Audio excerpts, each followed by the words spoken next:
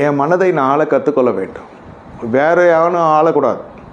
அதனுடைய பொருள் என்னென்னா, 1000 பேர் தூண்டி விடுவான், என்னோடய சுயத்தை தூக்கி பேசுவான், ஒன்றும் சுயத்தை இறக்கி பேசுவான், அவன் ஃப்ராடுன்னுவான், அவன் ஏதோ ஒரு அநீதிக்காரன் துன்மார்க்கன்னு சொல்கிறான், ஃப்ராடுன்னுவான், ஏதோ சொல்லுவான். சரி, இன்னொருத்தன் சொல்லுவான், ஐயா தீர்க்கதரிசன துணி கேட்டோன்னு என் அப்படியே இதுவாகிடுச்சுன்னுவான். சரி, அப்படி இருக்கிறது தான் எனக்கு ஹெல்த்தி. இங்கே இன்முகத்தை காமிச்சிட்டு அங்கேயே நான் மீசியம் முறுக்கணுன்னா அவ்வளோதான். இல்லை, அது வேறு விஷயம் சொல்கிறேன். எப்படா அப்படி சொல்லுவேன்? நீ என்ன சொல்லாமா? நான் யார் தெரியுமா?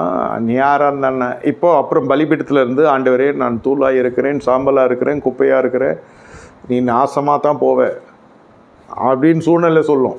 கர்த்தர் சொல்ல மாட்டார். சொல்கிறதெல்லாம் இதுதானே, அவனை மறைக்கிறது. இன்னும் எளிமையானவன் என்ன தீட்டிட்டானா, என்னுடைய ஆள் தத்துவத்துக்கு குறைச்சலாக பணத்துலேயோ ஜனத்துலேயோ நான் நேராக போய் அவனை இன்னும் பெரியவன் என்னை திட்டானா கர்த்தர் பார்த்துக்கொள்வான்னு போகிறது.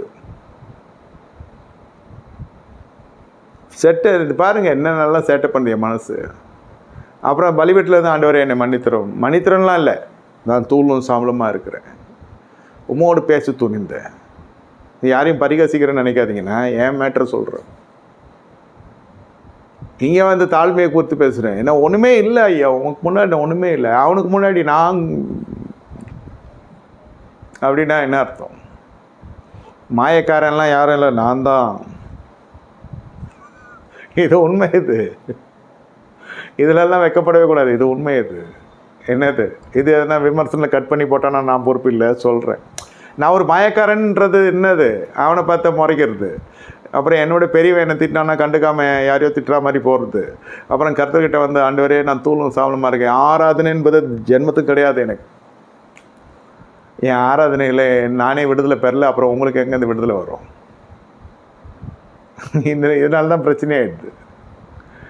ஆராதனை என்பது நீ பாடி பெருக்கிறதல்ல விடுதலை, நீ சகிக்கிறதை கண்டு கர்த்தர் நாவிலே புது பாட்டை வைக்கிறார். அந்த நேரத்துலேயும் என் பிள்ளை சகிக்கிறான் ஐயா, அவன் என்னை புகழ்ந்து பாட நான் கிருபை பாராட்டுகிறேன்னு கர்த்தர் வைக்கிற வார்த்தை தான் அந்த ஆராதனை பாடல். நான் எழுதின பாட்டெல்லாம் ரொம்ப கஷ்டமான சூழ்நிலையில் தான் எனக்கு கர்த்தர் இந்த பாட்டை கொடுத்தார்.